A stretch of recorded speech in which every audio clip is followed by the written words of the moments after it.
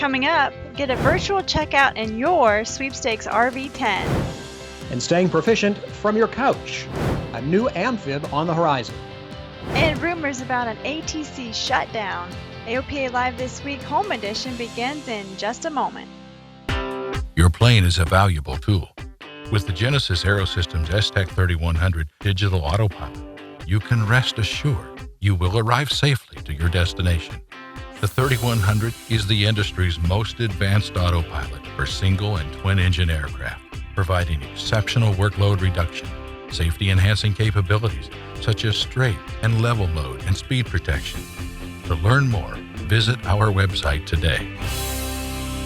This is AOPA Live This Week with Tom Haynes and Alyssa Cobb.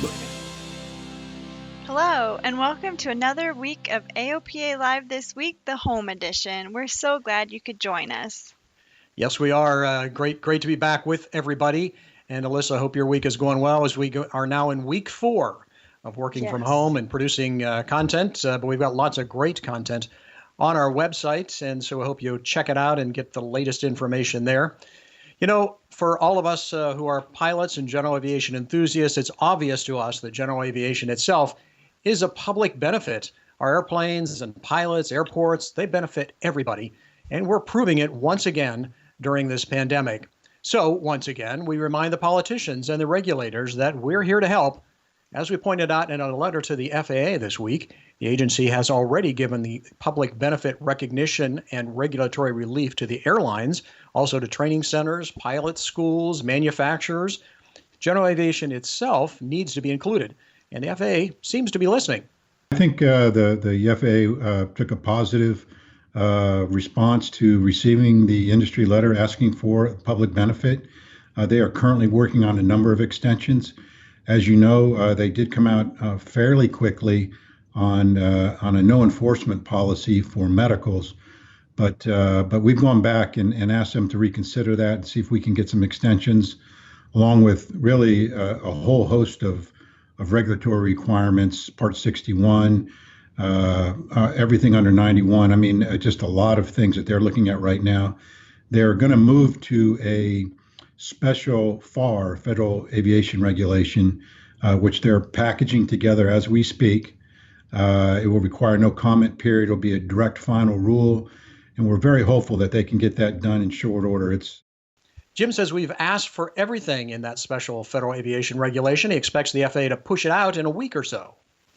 And here's just one example of how general aviation contributes to the public benefit. Reading Regional Airport, just to the northeast of us in Pennsylvania, is home to Quest Diagnostics flight operations. And according to the Reading Eagle, the airport is hopping as Quest aircraft ferry COVID-19 specimens around the country. They're averaging about 30 flights a week. The closest Quest lab that can test for the coronavirus is in Teterboro, New Jersey. Now, in Alaska, Raven Air Group has shut down many routes because of revenue declines due to the pandemic. They used to serve more than 115 Alaskan communities. So how are those folks who live off the road system going to get their mail or medical supplies or fly to the nearest clinic? Well, general aviation, of course. And speaking of shutdowns, a lot of you have probably heard the rumors of a total airspace shutdown. Well, mostly they've been on social media sites and some fringe sites that I know none of you go to, of course. But hey, even Forbes picked it up this week, although they later took their story down. So let's put the rumor to rest once again. Our Rune Duke talks to the FAA's Air Traffic Control Organization just about every day. Yeah, we're hearing a lot of rumors like that, but all of our conversations with the FAA and the collaborative discussions we have on a, if not hourly, daily basis with the air carriers participating, general aviation, cargo operators, the conversation is one of keeping the air traffic system moving and as efficient as possible. So there's no discussion of shutting down operations or shutting down operations for segments of the aviation community, such as for general aviation. In fact, all of the conversations are keeping things moving as efficiently as possible. Rune says air traffic is down about 55%, as you can see in this video from Radar Box comparing March 5th and April 2nd. This week, New York area traffic down about 90%. Wow. Well, many of you have asked how to help, and until now, the answer has been to stay inside and do your part to flatten the curve. But now general aviation is being tasked for direct action. Aerobridge is spooling up a response to the COVID-19 crisis. The need is to assist the Air Force with mission-essential support for medical supply logistics by flying masks and hand sanitizer, other items into those areas that need them most.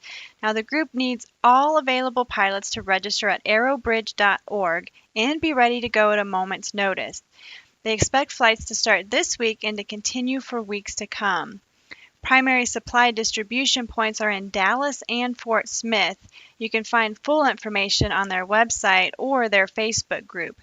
And we're staying on top of this developing situation and will continue to bring you the latest updates on the operations. And Tom, I can tell you right now on eMedia, we're working on a story for what might be one of the first flights through Aerobridge. Cirrus pilot delivered thousands of personal protective equipment masks from the Dallas area to Lackland Air Force Base. No, that's great. Of course, we know that GA pilots love to step up and help whenever they can. And as we've seen with hurricanes and in other situations, general aviation airplanes can often get into small airports and areas that big airplanes can't. They can deliver equipment and supplies very quickly. And it's great seeing general aviation pilots stepping up to do that. Of course, it's not just GA pilots who are stepping up. Aviation companies also are doing their part in helping out. Avionics manufacturer Aperio is committing to produce some 2,000 emergency ventilators for the North Dakota Department of Emergency Services. The Aperio Vita is based on an open source design that originated with the University of Minnesota.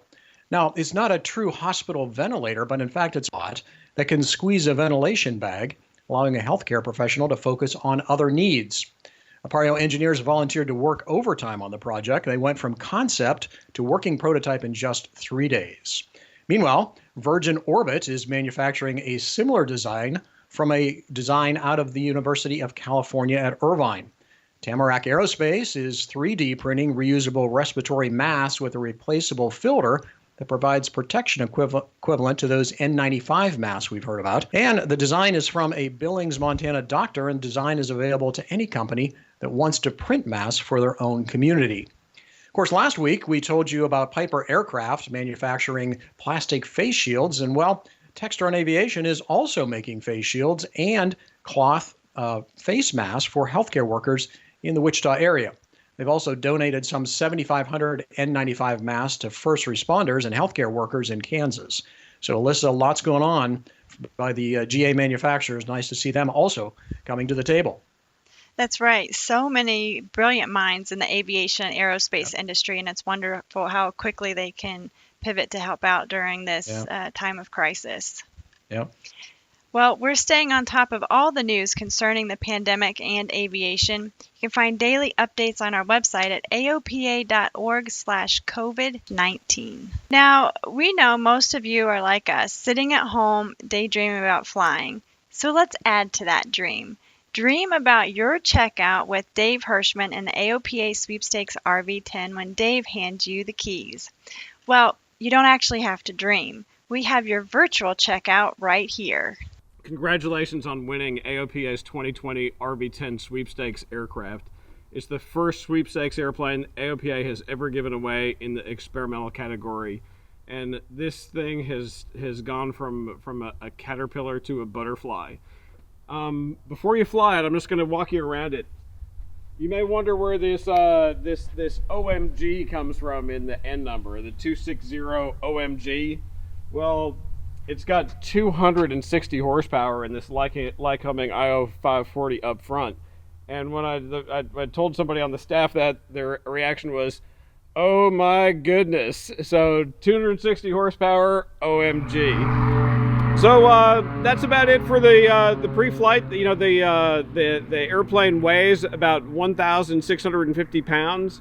It's got 1,050 pounds of useful load. We're going to be nice and light today. We've only got a little more than half tanks in the fuel compartment. So let's go flying, and I really want you to get the feel of this airplane that you've won.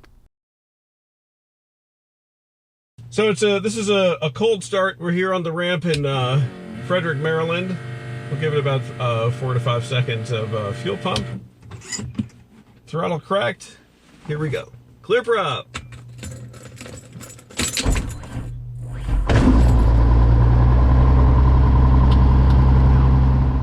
Okay, so engine start. Everything is, temperatures and pressures are normal. We've got the standby, sign on flight display, 2 primary flight displays, and the multifunction display in the middle. All right, I'll just use all the runway here, and we'll make I want to show you the exceptional takeoff performance of this airplane. This is a clean wing, nothing terribly special as far as tricks that we're going to use to get off the ground quickly, but we'll be off the ground in about 600 feet. Here we go. Brake release, full power. Okay, airspeed's alive, 40 knots. And we're off the ground just past the 500-foot marker. A maneuver that I always like to do in a new-to-me sort of airplane is lazy 8. So we'll just go ahead and set up for low cruise, and we'll do a lazy 8. We're just going to do a nice, gentle lazy 8 and just show the handling qualities of the airplane. And notice how little stick movement is required to get the airplane to move. Altitude. So you can just see that it's like, all right, so here we're coming through about 90 degrees of heading change. We've gained about 800 feet, more than almost 1,000 feet. I'll just let the nose come down now. Okay, so here we are coming up on the base turn. We'll go ahead and 100 knots here, we'll slow it down some more. All right, we'll fly a little slower on the approach this time. We'll slow it down to 70 knots on final. So just kind of point toward the numbers on this one. We'll make it like a short field approach. Strive 14 Yankee, number 2 fallen aircraft, almost over the numbers. Runway 23 cleared for the option. 14 Yankee, number 2 cleared for the option. I'm just being really gentle with the brakes, but you can see how you could easily stop it, and that's the 1,000-foot marker there. It'd be easy to stop it at 1,000 feet. I hope that gives you a good sort of overview of this incredible airplane you won. It's the situational awareness provided by the synthetic vision, the traffic, the weather, the Avidyne brain. It's just remarkable, and it spoils you for anything else. Plus the carrying capacity of the airplane, the speed, the versatility, and I overlook one important fact, and that is that it's just so much darn fun. That's just a condensed version of the checkout. You can watch the complete checkout on our YouTube channel. Yes, you can. And if that's not enough RV-10 for you, well, there's even more on our Pilot Lounge channel on YouTube. More conversations there with interesting and notorious pilots. We add several new ones every week, so be sure to check it out. And we just this week added one with you, Alyssa, talking about flying some warbirds. That's right. It was a great opportunity to get to talk to Dave. I haven't seen him in about a month now, and so being able to catch up and reminisce about some of the favorite flights we've had, along with some of the remarkable pilots that we've met and some of the heroes from World War II that we've gotten to interact with through those flights. Yeah. I know you don't have to twist Dave Hirschman's arm much to talk about airplanes, so I'm sure it was a pretty easy session for you guys to put together. Yeah. Hey, when we come back, staying proficient when you're housebound. And a new bird splashes down. AOPA Live This Week continues in a moment. Purchasing your own aircraft is an exciting experience. AOPA Finance simplifies the process, saving you money with lower interest rates and hassle-free loans, so you get into your new aircraft sooner. AOPA Finance, the right approach to buying an aircraft. Welcome back. Despite the worldwide pandemic, there's still some flying going on. There are even some new airplanes in the works, like this one, the new generation Dornier Sea Star. The amphib took its first flight late last month in Germany. The new version of the design includes a composite hull, a stern thruster, air conditioning, and, of course, advanced digital avionics.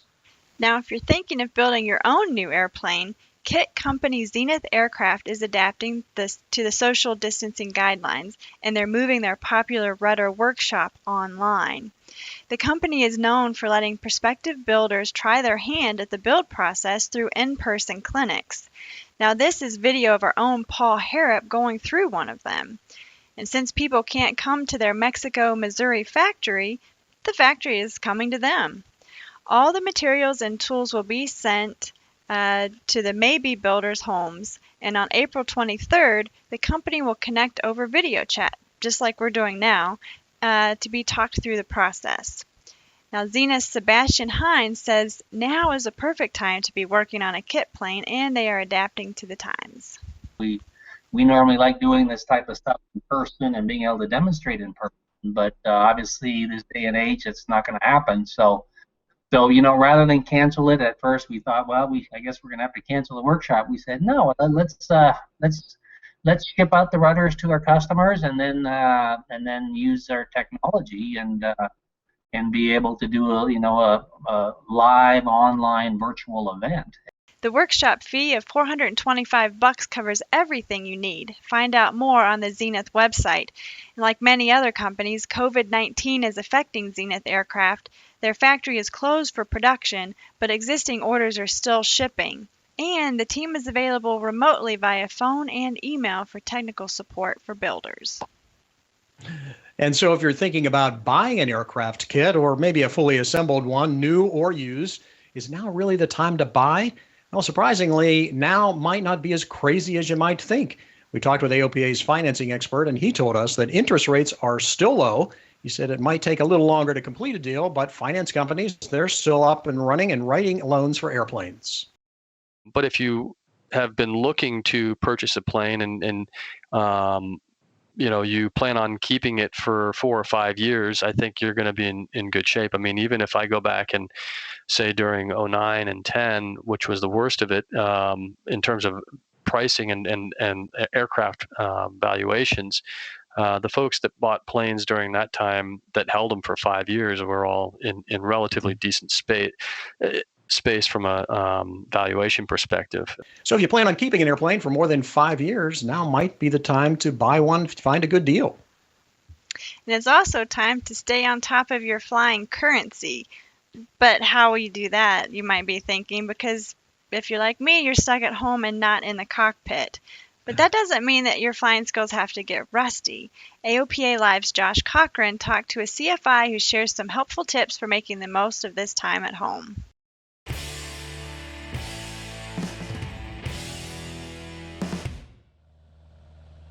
Right now, many of us are at home dreaming about the feeling of lifting off the runway and experiencing the freedom of the open sky.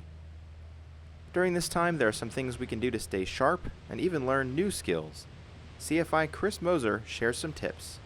Starting out with really basic stuff would just be chair flying, getting a poster or a picture off the internet of your cockpit, or maybe you've got one of your airplane, and just go through procedures. A lot of pilots don't review emergencies enough, for instance. So going through and when's the last time you went through engine fire on start procedure or wing fire? And then you got to figure that it's not just something that student pilots do. This is something that professional pilots, airline pilots do to review. So I think that's a great way. And then to go a step above that, even if you have a flight simulator or maybe you start to mess with a home flight simulator, they really are useful for that kind of thing. So whether it's practicing IFR proficiency or even just practicing procedures for flying VFR, like doing a cross country or just flying around the pattern and practicing radio calls. There are online air traffic control simulators, so you could do something like that, and that would really help you keep it proficient and maybe even push you into things like maybe you're unfamiliar or not comfortable talking to a Bravo airspace or something like that. You can actually simulate doing that and talk to a controller that's either a retired controller or something like that would help you with that. So it could be a way to build your skills actually during this time. Take the advantage of things like online courses. Obviously, like we know the Air Safety Institute has tons of stuff to review, and I know a lot of people are probably already working on that. And there are lots of other ones too, not just AOPA stuff. There are some advanced courses you can take from folks like Rod Machado. I know he's got some ones that talk about advanced VFR. I'm sure that the Kings and Jeppesen and Gleim and Sporties all have great stuff. The pilot workshops guys, they've got ones that are specifically meant for people who are already certificated pilots. And they've got this great series of videos and courses that you can take that will walk you through radio comms or just different experiences. So those will be probably my big tips of things that we could do to stay proficient. So when we do get to go back flying, it won't be like we've been out of the cockpit for so long. With these resources at your fingertips, you can keep your skills sharp and be ready to fly when you're clear for takeoff. Josh Cochran, AOPA Live. AOPA's You Can Fly team is putting together a webinar all about how to stay proficient while you're at home, and it's called Don't Get Rusty. It'll be coming out next week. And most of you CFIs are also stuck at home. We talked with Jason Miller of the Finer Points about what you might do with your couch time. Hey, Tom. I hope everybody is staying safe and healthy over there at AOPA while we quarantine. I saw that Mark Baker is actually fighting for the rights of pilots to help out. People that own planes can deliver supplies and all sorts of stuff. So I just want to say thank you for all that effort. That's really important. And in the meantime, us CFIs are doing a lot of ground, a lot of remote ground. I published a YouTube video sort of showing how CFIs can do that. And assuming this thing doesn't go on crazy long, this is going to be a huge blessing for pilots because nobody really does enough ground. So anyway, I wanted to show you just kind of one little tip. I'm live on Instagram every morning, and this is something that came up. This will be good for CFIs or for pilots, once you get back out there and you fly. But, sometimes people just flare at the wrong altitude. They flare a little too high and they kind of drop it in. I'm sure everybody has experienced one or two of those. So what I do with my students to correct that problem, and what any pilot can really do, is high-speed taxis and the soft field takeoff configuration. Now, before I show you how that would work, make sure you're at a towered airport. You don't want to really be doing this at an uncontrolled airport because there's just too much going on. So, ask tower, get to a long runway, 5,000 feet or whatever, and ask the tower for a high-speed taxi the length of the runway so that they're watching your back. Because what I would have you do is put the airplane into a soft field takeoff, the nose real high, and set power really low. Not too high or you'll lift off. Just, 1,200 RPM, something like that, in a light training airplane, and go the whole length of the runway with the nose off like you're doing a soft field takeoff. This will force you, you're going to have nothing in front of you, this will force you to move your eyes to the left and kind of look sideways through the forward window here. I call that the Lindbergh reference, right? You go sideways through the forward window here. It'll teach you how to see directional control when you can't see forward. It'll have you looking in the right spot, and it'll also burn into your subconscious the picture you should see when your nose is high and you're on the ground, which is exactly what you want to see in the flare. You can find more videos from Jason on YouTube. So Alyssa, lots of content out there for people who want to stay current, and some of it is really, really good that's been put up in the last few weeks. That's right. There's definitely no shortage of aviation videos out there. And speaking of videos, now we asked for those of you who are still able to fly to share your videos with us. And many of you keep sending them in. Jeff Cornelson and his daughter Lacey took to the skies of northern Alberta, Canada in Cessna 172, and they shared this with us. Yeah, we're definitely getting a little housebound. Plus, we're still at the tail end of winter up here. It's been a slow spring, so we've got tons of snow outside. So it's a nice sunny day out today, so that's a little bit better. But I went snowboarding down our road the other day, so we get about how do they say it up here, Lacey? They say we get 1 week of summer and 11 and a half months of bad snowboarding. So. Well, we were just starting to feel the cabin fever idea, but it was a beautiful day, sunny and almost around 0 degrees Celsius, and so the plane started without having to plug it in, and I said, you know what, I'm going to go flying. Do any of you guys want to come with me? And I did. Lacey did, and just had a beautiful time up there, and I made that comment. This is March 21st. We're in a worldwide pandemic, but you know what?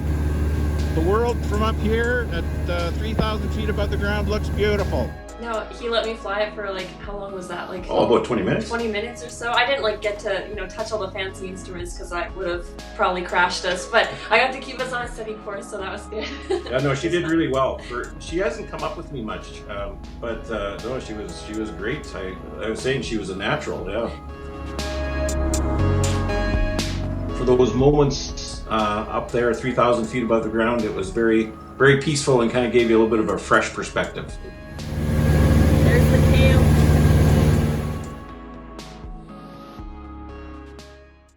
Remember remember to only fly within the guidelines set out by officials wherever you happen to live.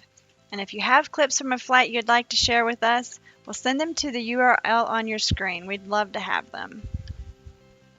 And, well, that's another one from our homes to yours. Thanks so much for watching. We really appreciate your company. Yeah, we absolutely do. And another shout out to the doctors, the nurses, social workers, janitors, drivers, clerks, first responders, air traffic controllers, and all the essential workers who brave the virus every day. Thanks for all you do. We'll be back in your homes next Thursday with the next edition of AOPA Live this week. Hey, remember, wash your hands.